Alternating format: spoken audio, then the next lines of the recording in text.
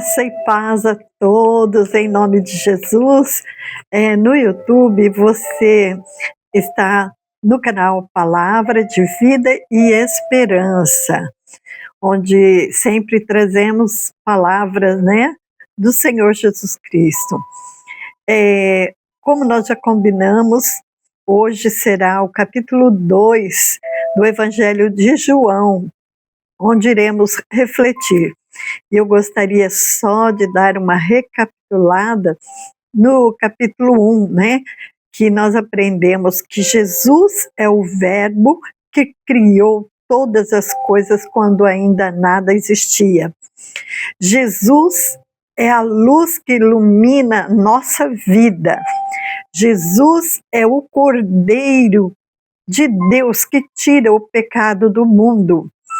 Jesus é o Filho de Deus e, ao mesmo tempo, Ele é Deus. Ele veio, era 100% homem quando nasceu e 100% Deus. E também nós vimos o encontro de André com Jesus e o mesmo chamou seu irmão Simão, né, que depois Jesus mudou o nome dele para Cefas, que significa Pedro. E também a chamada de Filipe, que Jesus disse, vem e segue-me. E Filipe, então, foi e anunciou a Natanael sobre Jesus. E Natanael, reconhecendo que Jesus é mestre, o Filho de Deus, o Rei de Israel. E Jesus também se referiu a João Batista como o maior de todos os profetas. Então foi maravilhoso, né? Nós refletirmos sobre o capítulo 1. E hoje nós iremos refletir sobre o capítulo 2, que fala sobre o casamento em Caná da Galileia. Então, no versículo 1, nós temos: 3 dias depois, houve um casamento em Caná da Galileia, achando-se ali a mãe de Jesus. Jesus também foi convidado com seus discípulos para o casamento.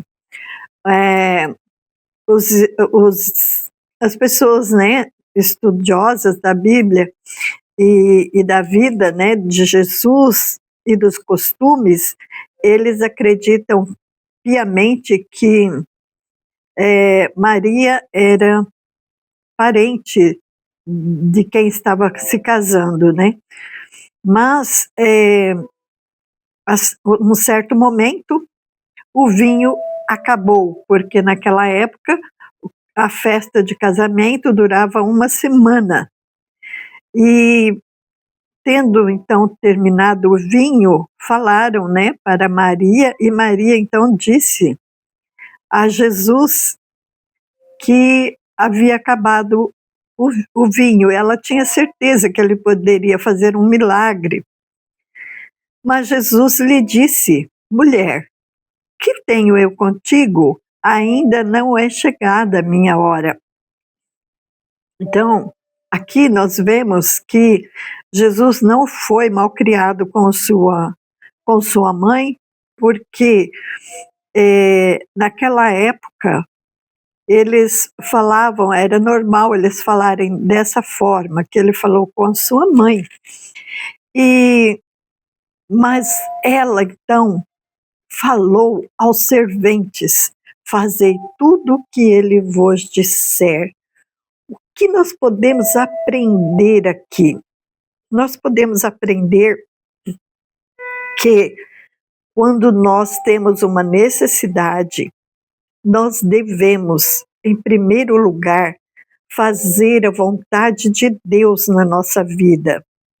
E depois, então, nós podemos pedir aquilo que nós necessitamos, mas sabendo que não é da nossa forma, não é do nosso jeito e não é no nosso tempo que Deus vai realizar na nossa vida.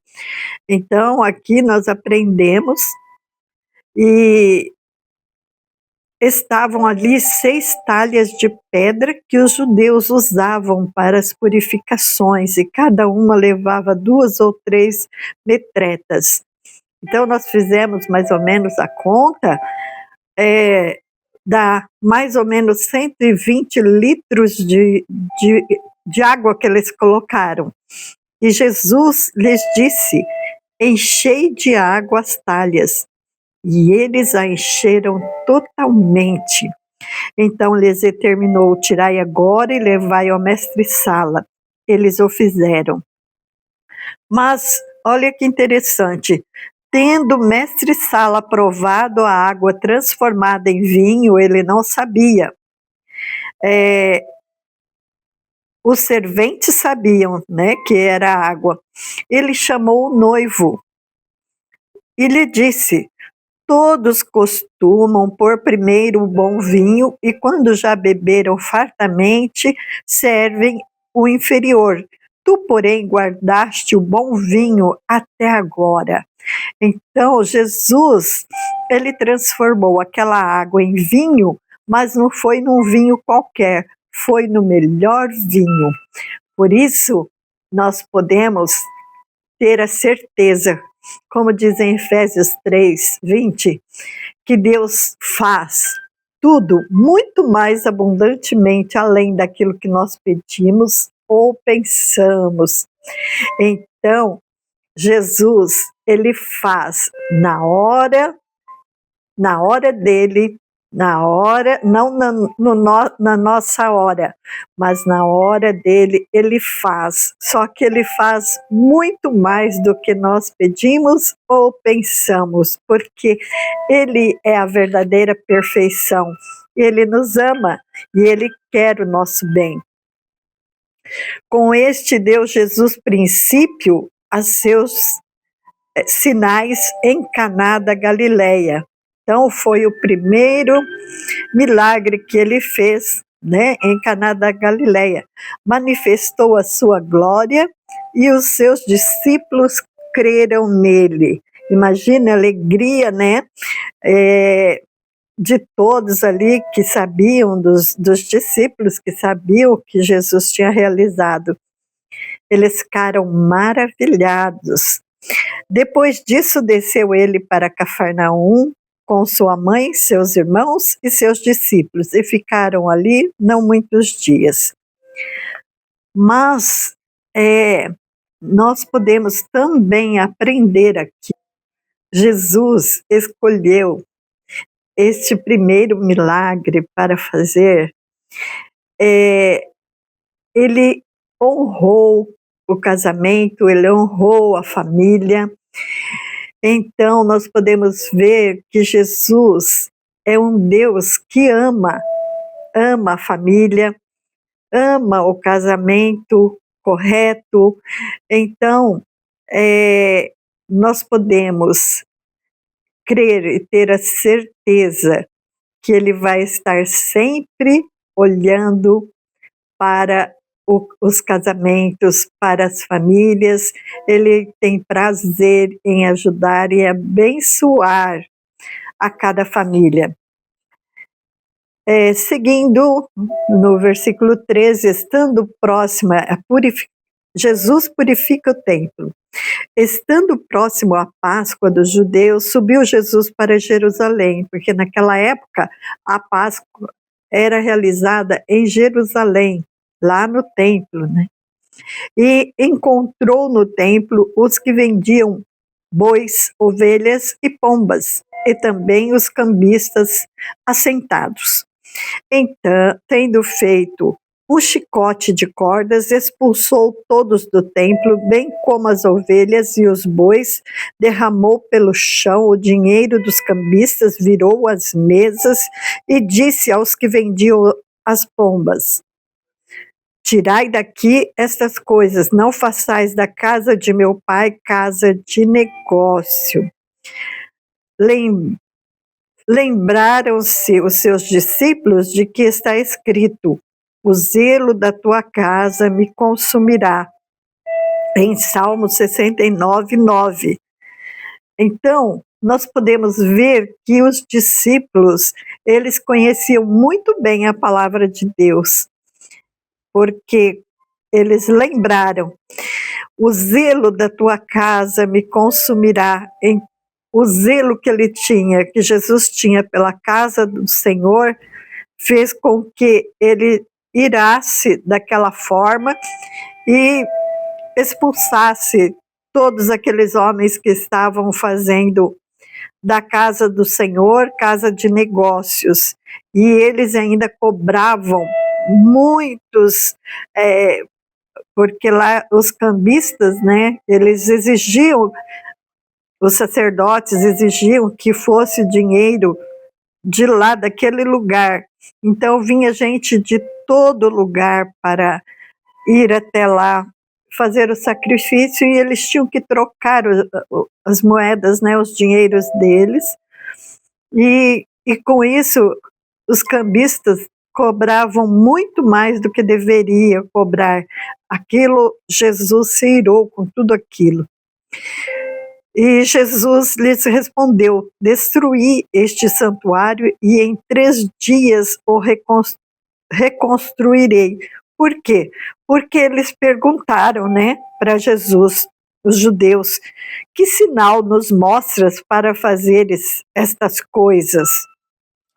Então Jesus disse: destruí este santuário e em 3 dias o reconstruirei. Mas eles pensavam que era o templo, né, a construção, que demorou 46 anos, né, para que fosse reformado, e ainda não tinha terminado de reformar, e eles não entenderam que era o corpo de Jesus, que Jesus ia morrer e depois de 3 dias ele ressuscitaria. Quando, pois, Jesus ressuscitou dentre os mortos, lembraram-se os seus discípulos de que ele dissera isto e creram na Escritura e na palavra de Jesus. Mais uma vez nós vemos aqui que eles creram na Escritura, quer dizer, eles já sabiam de tudo isso e lembraram, né, que estava escrito nas Escrituras. Muitos creram em Jesus. Estando ele em Jerusalém durante a festa da Páscoa, muitos, vendo os sinais que ele fazia, creram no seu nome.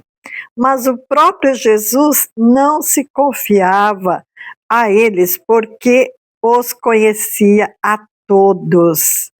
E não precisava de que alguém lhe desse testemunho a respeito do homem, porque ele mesmo sabia o que era a natureza humana. Então, aqui nós aprendemos, porque aquelas pessoas falavam que estavam crendo em Jesus, mas Jesus sabia que dentro do coração delas não era verdadeiro aquilo. Então, nós sabemos que Jesus, ele nos vê por dentro e por fora. Não podemos esconder nada de Jesus, porque ele conhece os nossos intentos, os nossos pensamentos, o nosso caminhar. Tudo ele sabe, tudo ele vê.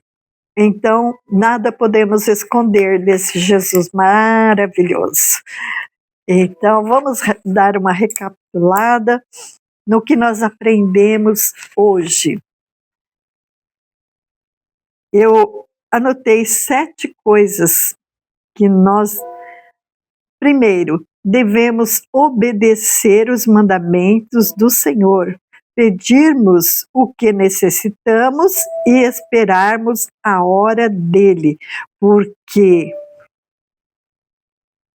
o que ele faz é infinitamente mais do que pedimos ou pensamos.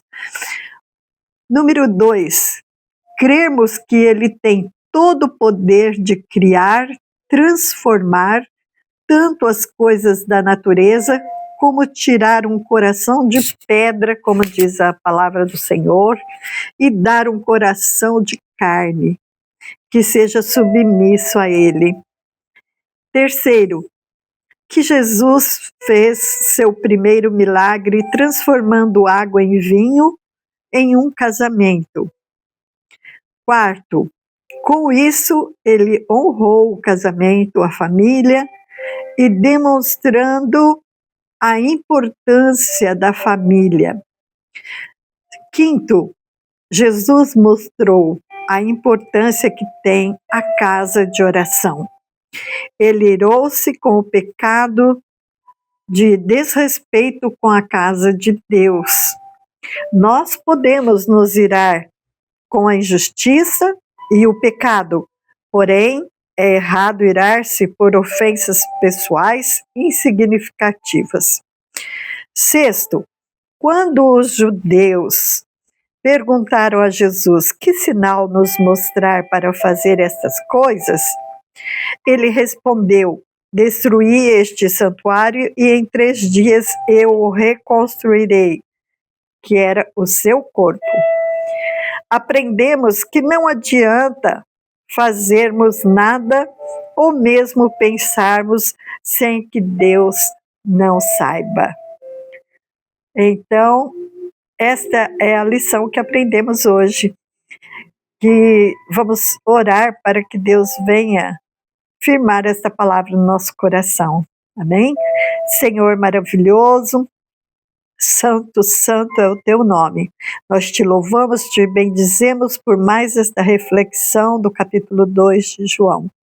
Que estas palavras possam, Pai, ser firmadas no nosso coração e que nós possamos entender que tudo vem de Ti e que a vontade é Tua e o que o Senhor faz é perfeito, é o melhor para nós. Mesmo que ainda pensemos que está demorando chegar aquilo que nós pedimos, mas o Senhor sabe o que é melhor para nós. Pai querido, Pai amado, nós te agradecemos porque Tu és um Deus, Pai, que ama a família, que ama o casamento, e nós pedimos a Tua bênção sobre a vida e o casamento, a família de cada um dos nossos ouvintes.